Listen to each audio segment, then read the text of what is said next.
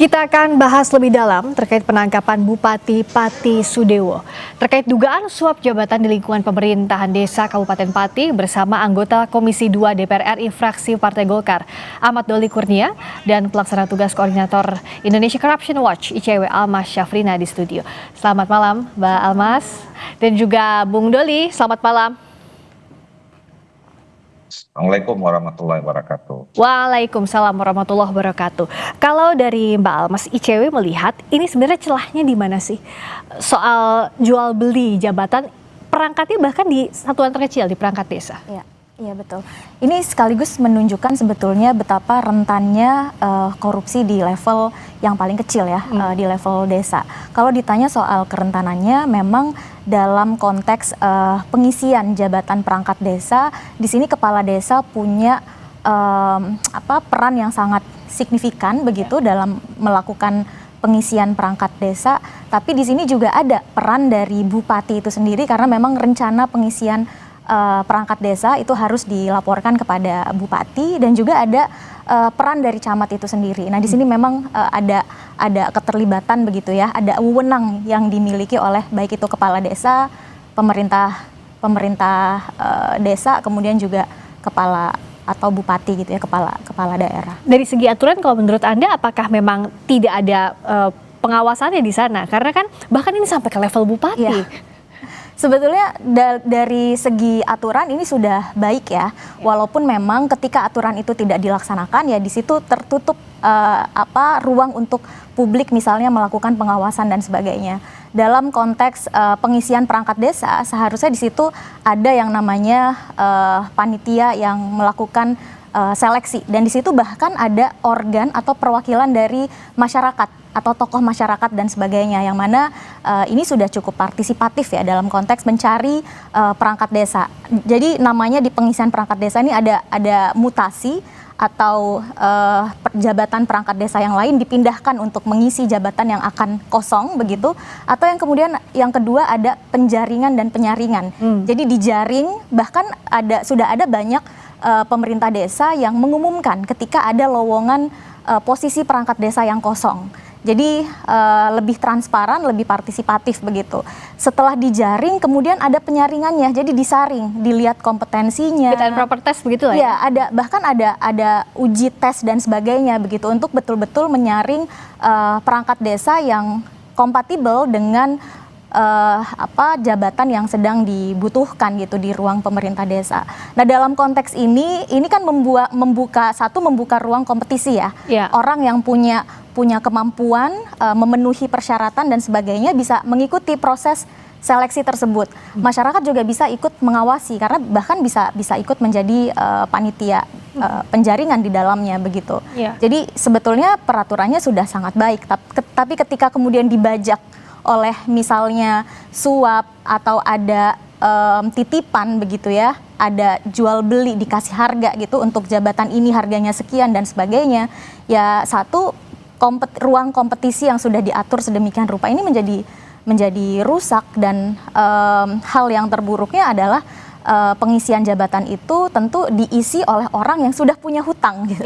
Karena dia sudah mengeluarkan modal yang mungkin tidak sedikit ya untuk ukuran level bupati. Ya, level mengisi perangkat desa jabatan perangkat desa itu. Ini juga jadi pertanyaan Bung Doli. Kalau secara aturan kan sebenarnya sudah ada bagaimana pengisiannya. Tapi dari Komisi 2 apakah sebenarnya kalau secara perangkat aturan ya sudah mumpuni untuk fungsi pengawasan di sana?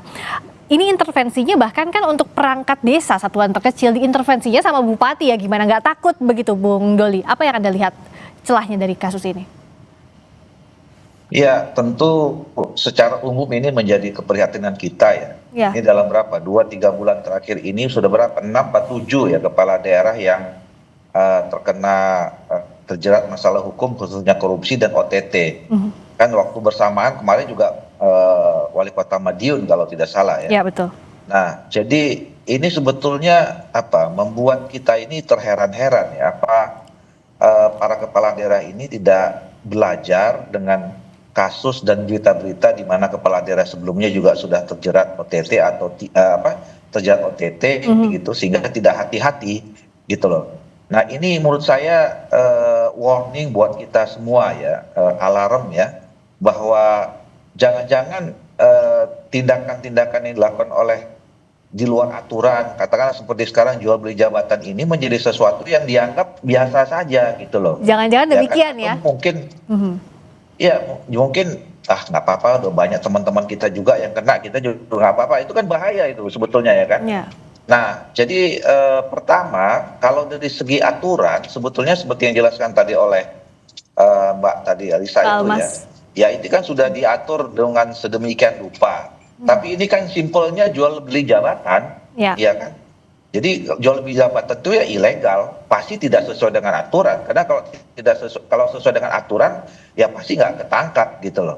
Nah, dan itu yang bahayanya adalah kemudian kan merusak sendi-sendi bagaimana membuat institusi penyelenggara pemerintahan, pelayanan publik itu menjadi tercederai kan. Bisa jadi orang-orang yang terpilih dengan cara kayak gini kan orang-orang yang tidak capable, orang-orang yang tidak profesional gitu loh, menghilangkan orang-orang yang sebenarnya punya kompetensi kalau kemudian dilakukan dengan cara yang sudah aturan, dengan kompetisi, dengan seleksi yang ketat dan segala macam itu gitu. Nah, tapi balik lagi ke tadi ya, saya kira mungkin perlu difikirkan ya buat KPK, mungkin perlu dilakukan semacam training atau bahasa pemerintah sekarang retreat lagi gitu ya kepada kepala daerah ini untuk mengetahui mana yang korupsi, mana yang ini kan simpel aja sebetulnya. Ini nggak terlalu sulit mendefinisikan bahwa ini salah dan tidak salah gitu. Kalau orang mau naik jabatan bayar ya salah itu kan nggak orang nggak sekolah juga tahu ini bahwa ini salah gitu, tapi kok kenapa dilakukan, ini kan jadi persoalan gitu. Ini saya kira menjadi PR besar kita dalam rangka memberantas korupsi gitu. Nah, pertanyaannya apakah perlu setingkat kepala daerah masih harus diberikan pelatihan soal integritas untuk hal yang paling basic, hal yang paling dasar ini? Kita akan bahas usai jeda di Sapa Indonesia Malam. Sapa Indonesia Malam masih membahas lebih dalam terkait penangkapan Bupati Pati Sudewo terkait dugaan suap jabatan di lingkungan pemerintahan desa Kabupaten Pati bersama anggota Komisi 2 DPR, fraksi Golkar Ahmad Doli Kurnia dan pelaksana tugas koordinator Indonesia Corruption Watch Ahmad Syafrina. Tadi kalau kata Bung Doli, apa perlu ya KPK misalnya memberikan pelatihan soal integritas, hal-hal yang demikian? Kayaknya nggak perlu nggak sih? Ini kan hal-hal yang basic. Mbak Almas lihatnya gimana? Ya, kalau kepala daerah masih harus dilatih hal-hal yang basic soal mana yang boleh, mana yang tidak boleh, mana yang masuk kategori korupsi, mana yang tidak. Ini menurut kami ya patut dipertanyakan partai politiknya. Apa yang menjadi patokan partai politik mencalonkan seseorang di kontestasi pemilu atau di pilkada gitu ya untuk seseorang bisa menjadi kepala daerah. Karena menurut kami ini bukan hanya soal seseorang tidak tahu bahwa ini adalah perbuatan korupsi gitu ya, tapi ini juga sudah persoalan yang memang bukan lagi tidak tahu, tapi memang sengaja untuk mengumpulkan uang-uang yang ilegal itu dengan cara apapun. Dan ternyata dari kasus ini, kalau ini benar begitu ya, ternyata kepala daerah tidak hanya mengumpulkan dari proyek-proyek besar seperti misalnya pengadaan barang dan jasa, proyek infrastruktur dan lain-lain, tapi bahkan jual beli jabatan di level desa.